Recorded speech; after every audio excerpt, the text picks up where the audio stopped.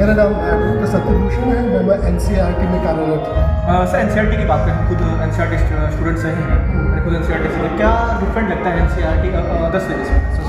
देखिए NCERT जब कोई भी कार्यक्रम बनाती है, किताब लिखती है या कोई पॉलिसी बनाती है या कोई प्रोग्राम का डिज़ाइन करती है तो वो सभी चीज़ों को समावेश करती है।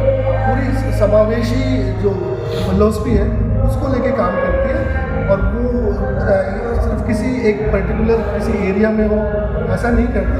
चाहे वो साइंस की बात है, चाहे वो सोशल साइंस की बात है, चाहे वो लैंग्वेज की है, पूरी समावेशी शिक्षा के बारे में बात करते हैं। NCERT की बात करें, लगातार दिन पर दिन बढ़ता जा रहा है NCERT का समावेश, जो आप बात कर रहे हैं। पहले NCERT थी तो उसके बाद लगातार NCERT स्कूलों में भी लगातार हर जगह स्कूल में देख रहे हैं। पॉलिसी की बात करें, वहाँ भी NCERT लागू हो गई है। तो हाँ, मैं आपको बता दूँ आपके माध्यम से कि NCERT की किताबें अभी CBSE के जो भी स्कूल हैं उसमें अनिवार्य हो गए हैं और ज़्यादा से ज़्यादा स्टेट्स भी हमारी NCERT की किताबें को या तो अडॉप्ट कर रहे हैं या एडेप्ट कर रहे हैं। और हमारी किताबें इस का आपको भी पता है, आप कह रहे हैं हम पढ़े हैं, तो हमारी किताबें सब जगह बहुत अच्छी से जानी जाती हैं, पहचानी जाती हैं। और NCERT में क्या ऐसा डिफरेंट रहा है जो अदर बुक्स में हमें नहीं मिल पाता? हाँ, ये बहुत अच्छा क्वेश्चन आपने किया कि जब हम NCERT में किताब बनाते हैं तो हम किसी एक या दो एक्सपर्ट्स के साथ किताब नहीं बनाते।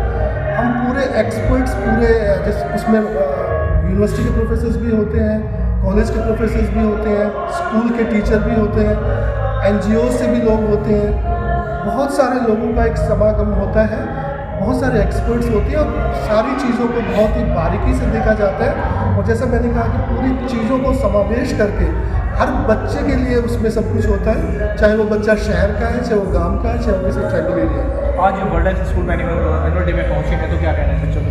देखिए, मुझे बहुत ही अच्छा लगा कि जो एक्सेलर वर्ल्ड स्कूल का जो कार्यक्रम था, जब हम कार्यक्रम देख रहे थे, बच्चों का जो प्रोग्राम देख रहे थे, उसमें सब कुछ था, sports, cultural activity, Indian knowledge system, उन सबका समावेश था। एक्सपीरियंशियल लर्निंग, इसी को हम एक्सपीरियंशियल लर्निंग कहते हैं। इसलिए हम कहते हैं कि स्पोर्ट्स होने चाहिए, प्रोग्राम होने चाहिए बच्चों के, और उसी के थ्रू जो बच्चे पढ़ते हैं वो वैल्यूज़ भी उनमें आती है, इंडियन नॉलेज सिस्टम भी उनमें आती है, सभी जो पॉलिसी की जो बातें हो रही हैं। और आपको ये पता होगा कि जब हम शिक्षा की बात करते हैं तो शिक्षा का मेन उद्देश्य यही है कि उसको एक अच्छा इंसान बनाना है। और अच्छा इंसान बनने के लिए हमारे जो स्कूल का बहुत रोल है, वो स्कूल अगर ऐसी शिक्षा देती है जैसे एक्सेलर वर्ल्ड स्कूल शिक्षा दे रहा है, तो मुझे लगेगा कि हमारी NEP का जो इम्प्लीमेंटेशन हो रहा है वो बड़े अच्छे से हो रहा है। तो क्या मैसेज होगा स्कूल के लिए और बच्चों के लिए? जैसे कि मैंने पहले भी कहा, बच्चों के लिए और स्कूल के लिए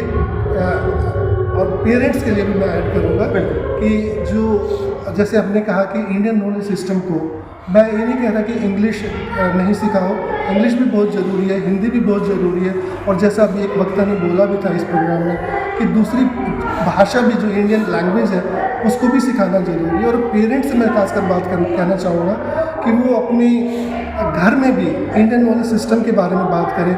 और एक चीज़ जो बहुत ज़रूरी है, मैं ये कहना चाहूँगा कि बच्चों को क्वेश्चनिंग की आदत डालें। जो वो सीख रहे हैं उस पर क्वेश्चन करें, और उस क्वेश्चनिंग करने से उनको क्लैरिटी आएगी, उनकी नॉलेज में इजाफा होगा, और वो सिर्फ स्कूल की एजुकेशन के अलावा नहीं, वो जब बड़े होकर बाहर जाएंगे, काम में जाएंगे या लाइफ लॉन्ग लर्निंग के लिए भी ये बहुत ज़रूरी क्वेश्चनिंग करें। सबसे पहले हमारी जो लैंग्वेज संस्कृत थी, संस्कृत तो कहीं ना कहीं पीछे छूट रही है। हाँ, इसलिए मैं कह रहा हूँ, मैंने कहा भी और हमारी पॉलिसी भी कहती है और हमारा नेशनल करिकुलम फ्रेमवर्क और स्कूल एजुकेशन ये वो भी कहता है कि हमें इंडियन लैंग्वेजेस के बारे में बच्चों को बताना है, उनको सिखाना है। Thank you.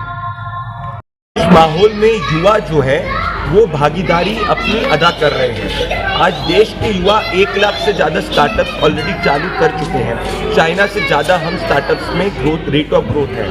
तो आज जो स्कूल में पढ़ने हुए बच्चे हैं उन सभी को मैं ये कहना चाहता हूँ, अपनी ड्रीम्स को अगर आपको फॉलो करना है तो सबसे अच्छा समय अभी है, क्योंकि आज भारत में पीएम मोदी की सरकार अवसर प्रोवाइड करती है। मैं स्कूल के एडमिनिस्ट्रेशन को भी धन्यवाद करना चाहूँगा, वो एक्स्ट्रा कोकरिकुलर एक्टिविटीज़ पे काफ़ी ज़्यादा फोकस कर रहे हैं, जो एक ऑलराउंड डेवलपमेंट किसी भी स्टूडेंट के लिए सबसे महत्वपूर्ण होता है। स्कूल के अंदर स्टूडेंट्स में स्पोर्ट्स की भी काफ़ी प्रतिभा है। कराटे से लेकर स्केटिंग के अंदर भी फोकस किया जा रहा है, जो आमतौर पर कई स्कूलों में नहीं देखा जाता है। मैं आप सभी स्कूल का और बच्चों का धन्यवाद करना चाहता हूँ कि आज उन्होंने मुझे अवसर दिया अपने बीच में शामिल होने का। बात में आपने बात की लैंग्वेज की, अदर लैंग्वेज बच्चों को सीखना चाहिए। देखिए, ये मेरा मानना है कि हर विद्यार्थी को अपनी दो लैंग्वेजेज, अगर हिंदी और इंग्लिश, क्योंकि अभी हम हिंदी NCR के अंदर है, उसके अलावा एक भाषा जरूर सीखनी चाहिए, भले वो संस्कृत हो, भले वो तमिल हो, तेलुगु हो, मराठी हो, बंगाली हो, जो भी हिंदुस्तानी भाषा हो, भारतीय भाषा हो। इससे उनके ऑलराउंड डेवलपमेंट में उनको फायदा होगा और उनको एक कल्चरली हमारे देश में कैसे हम यूनिटी एंड डाइवर्सिटी में एक है, उस पर उनको बल मिलेगा और उनके हैबिट। Thank you sir.